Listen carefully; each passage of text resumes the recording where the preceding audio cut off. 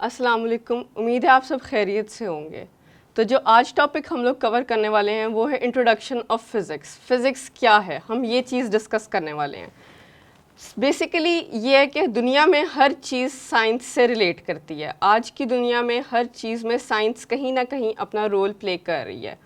तो to know that कि physics क्या है, सबसे पहले ये जानना बहुत ज़रूरी है कि साइंस क्या है। साइंस ऐसी नॉलेज, ऐसा इल्म, ऐसी तालीम जो कि ऑब्जर्वेशंस और एक्सपेरिमेंट्स यानी कि देखना, नज़र से देखना, किसी चीज़ को समझना और उसके बाद उसको एक्सपेरिमेंट्स में यानी तजर्बात में शामिल करना, इन दोनों चीज़ों को मिलाकर जो चीज़ बनती है, जो इल्म, जो तालीम हासिल की जाती है, उसको हम कहते हैं साइंस। अब 18th सेंचुरी में क्या था कि सिर्फ़ और सिर्फ नेचुरल फ़िलासफ़ी की बेस पर ही हर तरह की साइंस को स्टडी किया जाता था। हर चीज़ को, हर एक्सपेरिमेंट को, हर ऑब्जर्वेशन को सिर्फ़ और सिर्फ नेचुरल फ़िलासफ़ी की बेस पे ही हम लोग जज करते थे या पढ़ते थे या समझते थे। पर 18th सेंचुरी के बाद जब साइंटिस्ट ने चीज़ें ज़्यादा बेहतर तरीके से समझना और पढ़ना शुरू की, तो उनको ये चीज़ रियलाइज़ हुई कि खाली एक ही ब्रांच के अंडर हम सब कुछ कवर नहीं कर सकते हैं। उस पॉइंट पे आकर ज़रूरत किस चीज़ की हुई कि हम लोग इसको डिवाइड कर दें फ़िज़िकल साइंसेस और बायोलॉजिकल साइंसेस में।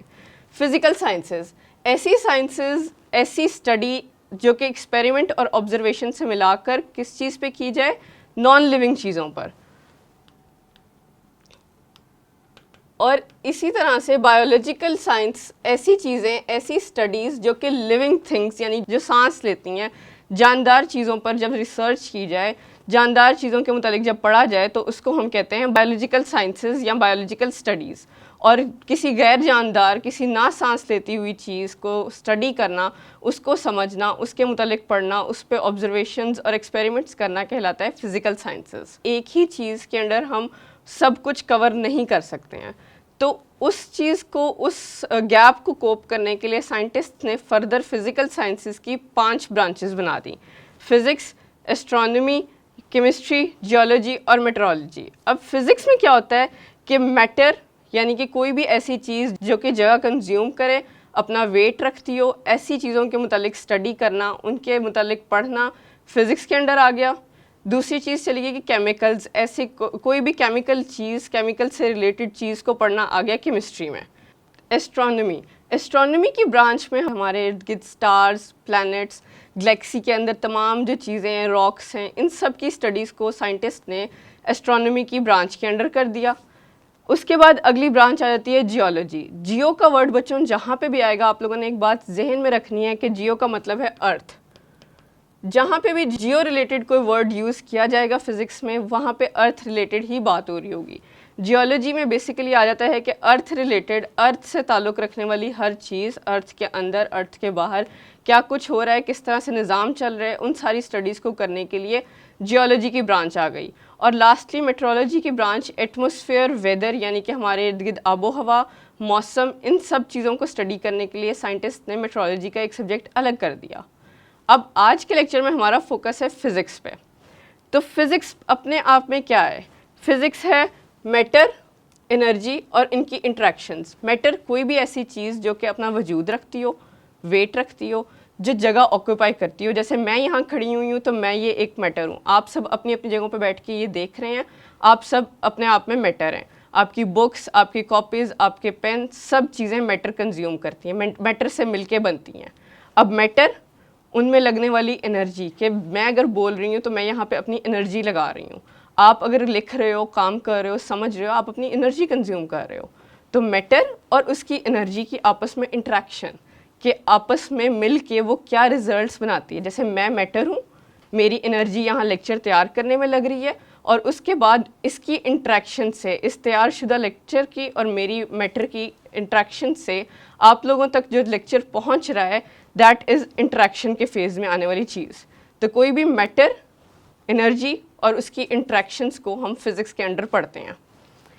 अब इसकी एक एग्जांपल देख लेते हैं यहाँ पे बेटा, कि कार, रेफ्रिजरेटर, कोई भी चीज़ हमारी दुनिया में जितनी भी इस टाइम चीज़ें मौजूद हैं, वो कहीं ना कहीं, किसी ना किसी पॉइंट पे आके फ़िज़िक्स को अपने अंदर इंडल्ज करती हैं। कैसे? एक गाड़ी चल रही है तो किस तरह से चल रही है? क्या आप लोगों के जहन में कभी ये सवाल आता है? इंजन है, उसमें पार्ट्स हैं, वो सब मिलकर मैकेनिक्स की ब्रांच के अंडर आके कार को चलाते हैं और मैकेनिज़्म करते हुए अपना हमारी फिज़िक्स को अपने अंदर यूज़ करते हैं। इसी तरह से रेफ्रिजरेटर है, हम सब के घरों में फ्रिज है, वो खाना ठंडा कर रहा है, पानी ठंडा कर रहा है, फ्रीज़र है, टुकड़ियाँ जमा रहा है बर्फ़ की, बर्फ़ बना रहा है हमारे लिए, खाना फ्रीज़ कर रहा है। ये सारा का सारा प्रोसेस आ जाता है थर्मोडायनेमिक्स के अंडर। सो थर्मो का वर्ड जहाँ पे भी यूज़ होगा वहाँ पे टेम्परेचर की बात हो रही है, या तो वो ठंडा टेम्परेचर है, गर्म टेम्परेचर है। जिस तरह से थर्मोमीटर, ऐसा मीटर जो कि टेम्परेचर को मेजर करे। तो थर्मो का वर्ड जहाँ पे आएगा आप लोगों को पता होगा कि यहाँ पे ठंडा गर्म की बात हो रही है। थर्मोडायनेमिक्स ऐसे प्रोसेस या ऐसे प्रोसीजर की बात कर रहे हैं जो कि फिज़िक्स के अंडर आता है और वो टेम्परेचर को मेजर करने या टेम्परेचर को इनकाउंटर करने के लिए यूज़ होता है। आगे अब हम लोग चलते हैं ब्रांचेस ऑफ फिज़िक्स की तरफ। फिर साइंटिस्ट ने क्या किया, उनको लगा कि खाली फिज़िक्स एक ब्रांच इनफ नहीं है, हम लोगों को इसके अंडर भी बहुत सारी ब्रांचेस बनानी चाहिए ताकि हर चीज़ को प्रॉपरली टाइम मिले, प्रॉपर हम लोग अपनी तवज्जो दे सकें हर तरह की स्टडी पे। जिस तरह से हर स्टूडेंट को अलग अलग तवज्जो की ज़रूरत होती है, कोई बच्चा थोड़ी से बात समझाने पे लेक्चर समझ जाता है, किसी को डबल टाइम समझाने की ज़रूरत पड़ती है, हर एक का अपना अपना एक डायनेमिक है, तो हम हर स्टूडेंट को अलग अलग तरीके से बताते हैं। इसी तरह से क्योंकि फ़िज़िक्स के अंडर बहुत सारी चीज़ें आ जाती हैं तो उनको डिवाइड करके ब्रांचेस ऑफ फिज़िक्स बन गई। अब पहली ब्रांच की तरफ चलते हैं, दैट इज़ मैकेनिक्स। मैकेनिक्स क्या है? जहाँ पे मैकेनिक्स का वर्ड आएगा आप लोगों को ये चीज़ याद रखनी है कि यहाँ पे हम मोशन की बात कर रहे हैं, मूवमेंट, किसी भी बॉडी की मूवमेंट, किसी भी बॉडी का मोशन, उसके कॉज कि किस वजह से वो मूव कर रही है अपनी जगह से, और अफेक्ट्स के वो क्या अफेक्ट डाल रही है। जैसे एक गाड़ी, हमने यहाँ पे बात की कि कार बेसिकली मैकेनिक्स को रिप्रेजेंट करता है, तो किस तरह से करता है? कार इस तरह से रिप्रेजेंट करता है कि कार का मोशन, मैंने यहाँ से गाड़ी निकाली, मैं चली कहीं पे गई, तो कार का मोशन जो हो रहा है वो क्या, उसकी क्या वजह है, मैं किस वजह से यहाँ से गाड़ी चला रही हूँ, और उसका अफेक्ट इर्द गिर्द क्या आ रहा है, ये सब कुछ हम पढ़ते हैं मैकेनिक्स के अंडर। अगली ब्रांच आ जाती है हीट। हीट यानी कि गर्माइश। अब इस ब्रांच के अंडर, हीट फिज़िक्स के अंडर हम क्या पढ़ते हैं, हम पढ़ते हैं नेचर, कि हीट किस नेचर की हमें मिल रही है और उसका मोड क्या है, उसका अफेक्ट क्या है, किस तरह से, कि हीट तो हर तरह की होती है, चूल्हे के पास आग लगी हुई है वो भी हीट प्रोड्यूस हो रही है, हम सूरज में जाके बैठे हुए हैं तो सूरज भी हीट प्रोड्यूस कर रहा है। तो ये मोड ऑफ हीट्स हैं। एक मोड आ गया कि सूरज से मिल रहा है, एक मोड ये आ गया कि हम लोग चूल्हा चलाया उससे हीट मिल रही है, हीटर से हीट मिल रही है। तो डिफरेंट मोड्स की हीट आ गई। उसके बाद उसका कॉज, उसका अफेक्ट, कि उससे अफेक्ट क्या पड़ रहा है। सूरज की हीट का हम पे अलग इफेक्ट पड़ता है, सूरज की हीट हमें जला नहीं सकती है, सूरज में हम जितनी मर्जी देर बैठ जाएं हम लोग जल नहीं सकते हैं, लेकिन अगर यही चूल्हे की हीट पे हम अपना हाथ रखेंगे तो हम जल जाएंगे। तो ये आ जाते हैं उसके अफेक्ट, उसका मोड और नेचर क्या है हीट की तपिश कितनी है। सूरज की तपिश हम तक उतनी ज़्यादा नहीं पहुंचती है जितनी ज़्यादा चूल्हे पर लगी हुई आग की पहुंचेगी। उसके बाद हम चलते हैं साउंड, यानी कि आवाज़, कि आवाज़ क्या है, किस तरह से आवाज़ की प्रोडक्शन हो रही है। कोई भी आवाज़, कोई भी, ये बात तो हम सबको पता है कि साउंड कोई भी प्रोड्यूस होगा, कोई भी साउंड यहाँ से एक जगह से दूसरी जगह पे ट्रांसफ़र करने में, यानी कि मैं यहाँ पे बोल रही हूँ, आप लोग अपने घरों में सुन रहे हो या चैनल्स पे सुन रहे हो, तो आप लोगों तक ये आवाज़ किस तरह से पहुँच रही है, साउंड वेव्स के थ्रू पहुँच रही है। अब उस साउंड वेव्स के थ्रू साउंड प्रोड्यूस कैसे हो रहा है, ये हम साउंड के अंडर पढ़ेंगे। उसकी प्रॉपर्टीज़ क्या हैं, उसकी एप्लीकेशन क्या है, यानी उसकी क्या खसूसियात हैं, किस तरह का साउंड है, आया ऊंचा साउंड है, आहिस्ता आवाज़ है, तेज़ है, गुस्से वाली साउंड है, खुशी वाली साउंड है, किस तरह की साउंड प्रोड्यूस हो रही है, किसी गाने की साउंड प्रोड्यूस हो रही है या किसी नात की साउंड प्रोड्यूस हो रही है। डिफरेंट तरह के साउंड्स हैं, उनकी प्रोडक्शन, उनकी प्रॉपर्टीज़ किस तरह की है और उनको हम अप्लाई कहाँ कहाँ कर सकते हैं, ये सब कुछ हम पढ़ते हैं साउंड की ब्रांच के अंडर। अगली ब्रांच के अंडर आ जाता है लाइट, यानी रोशनी। अब रोशनी भी हर तरह की हमारे इर्द गिर्द मौजूद है। एक रोशनी वो मौजूद है जो कि आपके सेलफोन्स की फ्लैशलाइट प्रोड्यूस करती है, एक रोशनी वो मौजूद है जो हमारे बल्ब्स या हमारी ट्यूबलाइट्स हमें देती हैं, एक रोशनी ये होती है कि सूरज से हमें रोशनी मिल रही है। तो ये आ जाती है डिफरेंट तरह की रोशनियाँ, जिसकी हम प्रॉपर्टीज़ पढ़ते हैं इस ब्रांच में, इनकी भी प्रोडक्शन पढ़ते हैं कि प्रोड्यूस कैसे हो रही हैं, इनकी प्रॉपर्टीज़ क्या क्या हैं। कि जिस तरह से हम लोग अक्सर ये होता है कि हम देखते हैं कहीं पे हमने वैनिटी बल्ब्स लगाए हुए हैं तो उसके साथ मोड्स आते हैं yellow light, white light, brown light, इस तरह से के मोड्स बन जाते हैं। तो उनका काम क्या है, वाइट लाइट हम लोगों को बहुत ज़्यादा डार्क किस्म का देती है, बहुत ग्लोई सा लाइट प्रोड्यूस करती है। वार्म लाइट से थोड़ा येलो सा टेक्सचर प्रोड्यूस होता है। तो बेसिकली उस लाइट की प्रॉपर्टीज़ क्या हैं, वो काम कैसे करिए। और तीसरी चीज़ आती है ऑप्टिकल, उसके इंस्ट्रूमेंट्स में किस तरह से यूज़ होता है।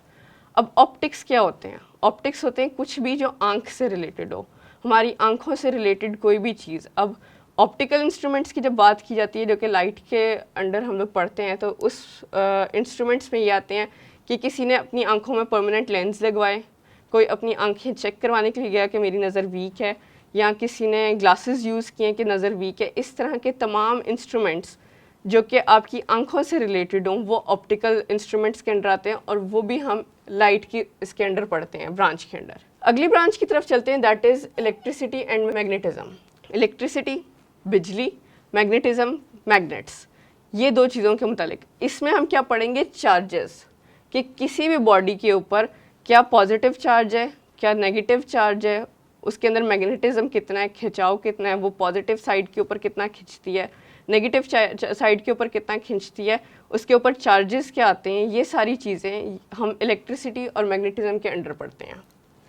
अगली चलते हैं तो आता है एटॉमिक फिज़िक्स। एटॉमिक नाम से ही पता लग रहा है एटम।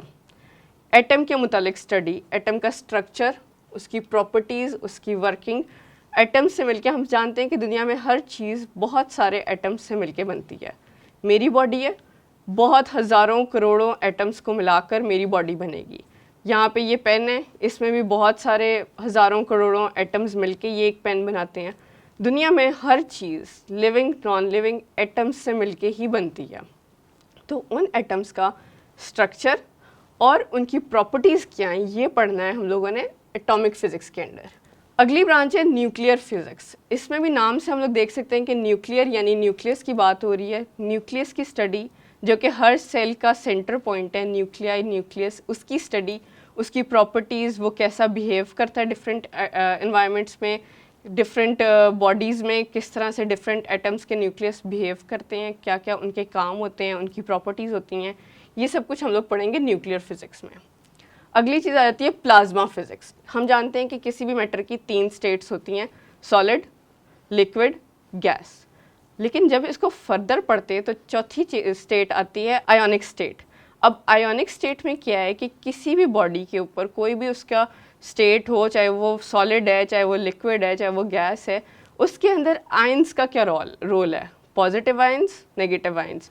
क्या वो बॉडी पॉजिटिवली चार्ज है, नेगेटिवली चार्ज है, किस तरह से चार्ज है, मैटर हमारा जो हम यूज़ कर रहे हैं वो पॉजिटिव है या नेगेटिव है, उसमें कौन से आयंस हैं, कौन से इलेक्ट्रॉन्स हैं, कौन से चार्जेस हैं, ये सारी चीज़ें हम पढ़ते हैं प्लाज्मा फिज़िक्स में। और लास्ट ब्रांच आ जाती है जियो फिज़िक्स। हम लोगों ने जैसे अभी बात की है कि जियो का वर्ड जहाँ कहीं भी आएगा हमें पता होना चाहिए कि that is related to earth. Geo मतलब अर्थ से रिलेटेड, जियोग्राफी अर्थ के ग्राफिक्स को पढ़ना। इसी तरह से जियो फिज़िक्स अर्थ रिलेटेड तमाम फ़िज़िक्स की चीज़ें पढ़ना कि फ़िज़िक्स अर्थ पे किस तरह से काम करती है, हमारे अर्थ के अंदर क्या मैटर, हमारा अर्थ उसके अंदर क्या हो रहा है, क्या नहीं हो रहा है, हीट, लाइट, सब कुछ जो अर्थ के अंदर है वो हम पढ़ेंगे जियो फिज़िक्स में। तो आई होप बच्चों आप लोगों को आज का लेक्चर पसंद आया होगा, मेरा पढ़ाना समझ आया होगा, और इंशाल्लाह आप लोगों से अगले लेक्चर में मुलाकात होगी। तब तक के लिए आप लोग अपना ध्यान रखिए और हमारे साथ अटैच रहिए।